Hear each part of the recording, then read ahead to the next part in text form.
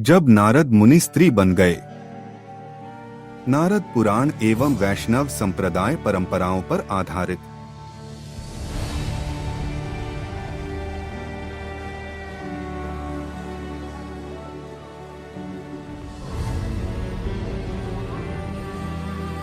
ऋषि नारद भगवान विष्णु के महान भक्त थे, एक दिव्य ऋषि जो नारायण का नाम गाते हुए सभी लोकों में विचरण करते थे। लेकिन सभी प्राणियों की तरह नारद को भी एक क्षण का अहंकार हुआ।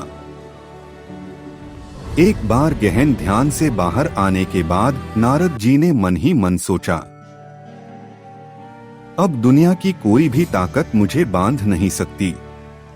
मैं मोह से पार हो चुका हूँ, माया अब मुझ पर असर नहीं करती।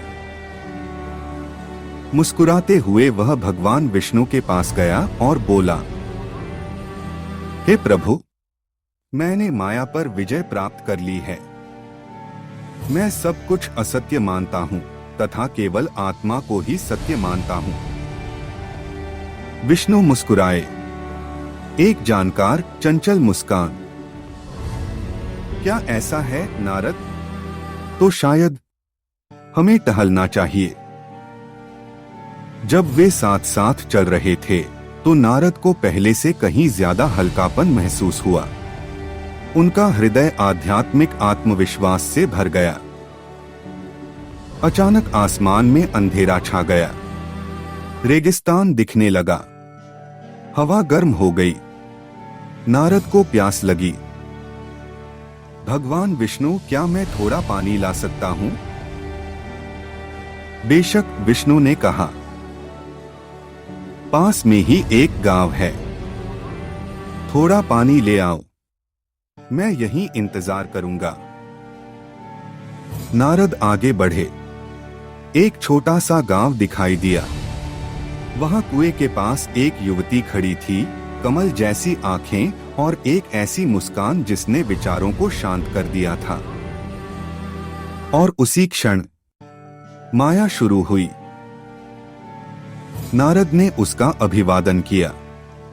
वह मुस्कुराई। उनके शब्द नदियों की तरह बहे। कुछ ही घंटों में नारद सब कुछ भूल गए, यहाँ तक कि यह भी कि वे एक ऋषि थे। उसने उससे शादी कर ली। उन्होंने एक घर बनाया। जल्द ही उनके 5 बच्चे हुए। साल बीत गए। उन्होंने किसानी की, सूखे से जूझते रहे, भोजन के लिए संघर्ष किया, तूफानों और बाढ़ों से अपने परिवार की रक्षा की।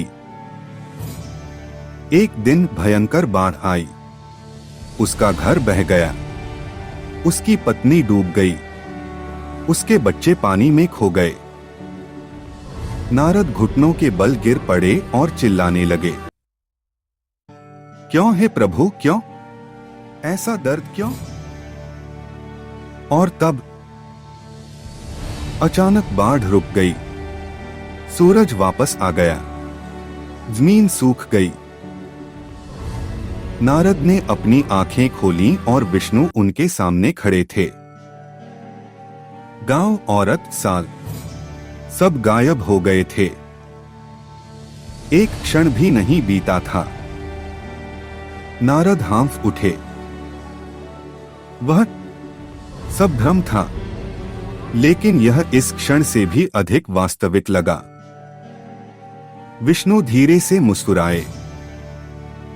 यह माया है नारद।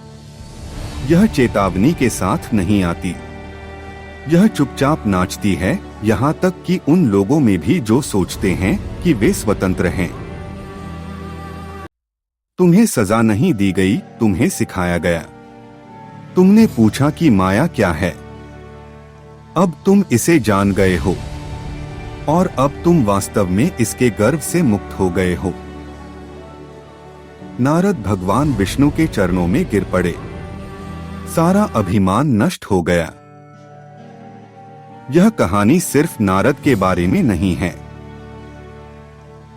यह हम सबके बारे में है।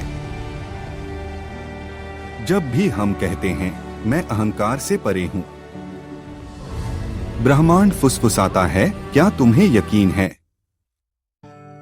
माया सूक्ष्म है। यह प्रेम, कर्तव्य और यहाँ तक कि आत्मज्ञान के रूप में प्रकट होता है। केवल वे ही लोग अछूते रह सकते हैं जो विनम्र, सतर्क और समर्पित रहते हैं, और उस समर्पण में भ्रम मिट जाता है। केवल सत्य को छोड़कर